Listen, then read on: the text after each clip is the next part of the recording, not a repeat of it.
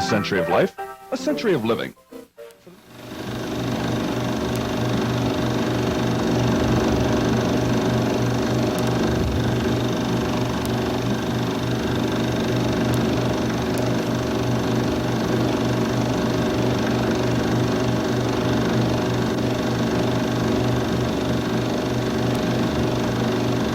When I went to Art Metal to work, they asked me if I wanted to work in the office, in the factory, or in the real office.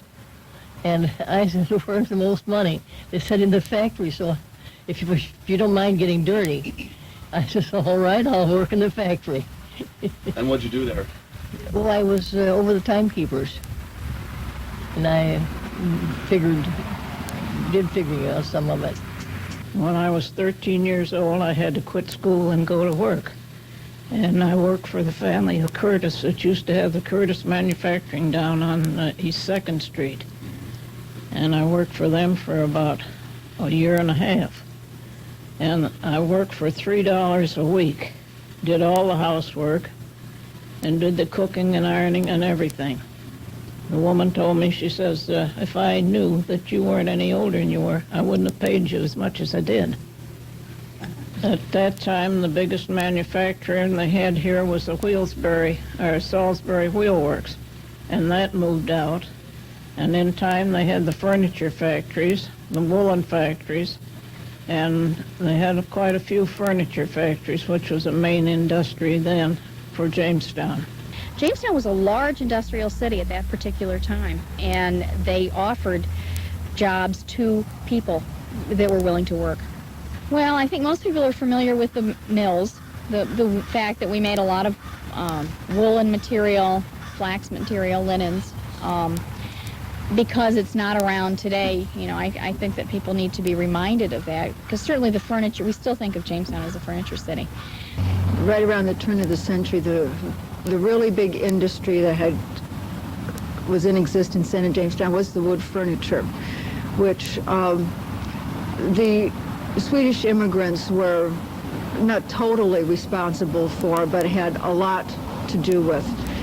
These things, again, were like the stores. They were small, locally owned shops. That was the primary industry, but there were other smaller industries of all kinds. Name it, it's been made in Jamestown at some point in time in Jamestown's history. Washing machines. But yes, oh yes. Since 1851, I believe, the first washing machine factory that was established. Bricks go back, and that's the Broadhead family again. The brick shale paving company made all the bricks that paved the streets of Jamestown, and there we're talking, what, the 1880s. Film, American Aristotype, established in 1889. Chairman of the board was George Eastman, and that ultimately, the capital for that was put up by a local attorney, Porter Sheldon.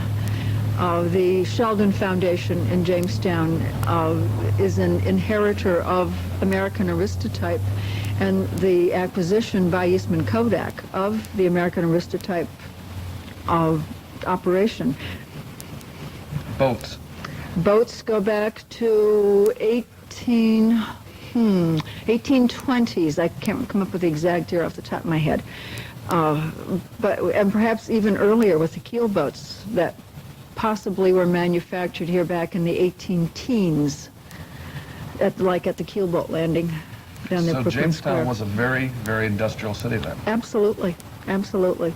From its beginnings with the sawmills, that it was industry, not farming, it was industry. And it just went from one thing to another as times change. Industry in Jamestown changes to go along with it. There's no disputing the fact that Jamestown was a very industrial town. The city paid tribute to its industry in the 1927 Centennial Parade. Watch for all the industrial floats in this film shot by Jamestown's Mr. Telephone, John Wright.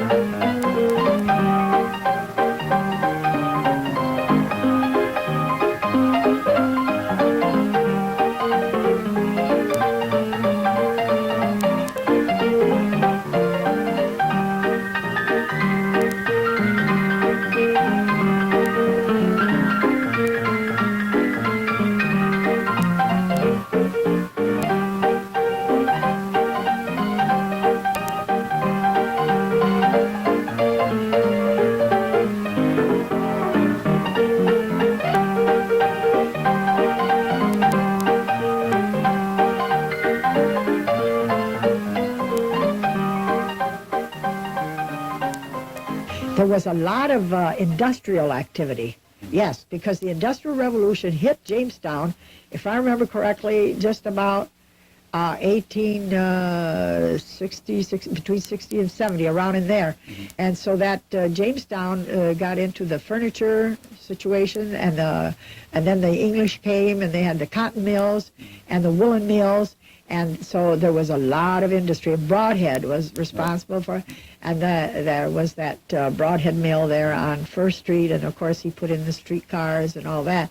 But so those things were there when I became old enough to see them. Of course, there were the worsted mills, which the Broadheads had established, and William Hall had established in the 1870s, and they employed the greatest number of people, like 1,000 to 1,500 people. What was it like working in the mills at that point in time? Was it all women? Was it children? Was it men? All of those.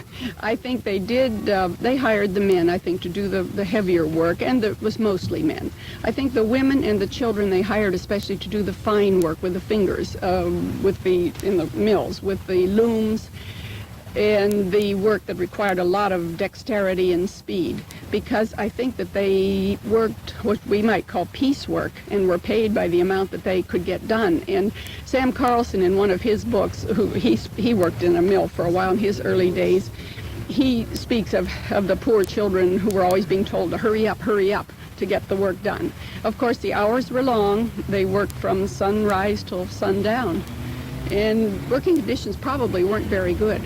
You say children. How young are you talking about, Helen? Well, I think before there were any state laws or regulations about hiring children, probably children 7, 8, 9 years old went to work in the factories, particularly if their parents worked there. They probably went along to the factories and got started doing maybe just little errands and carrying things, and gradually learned by being there how to work some of the machines, to do some of that fine work with their quick fingers.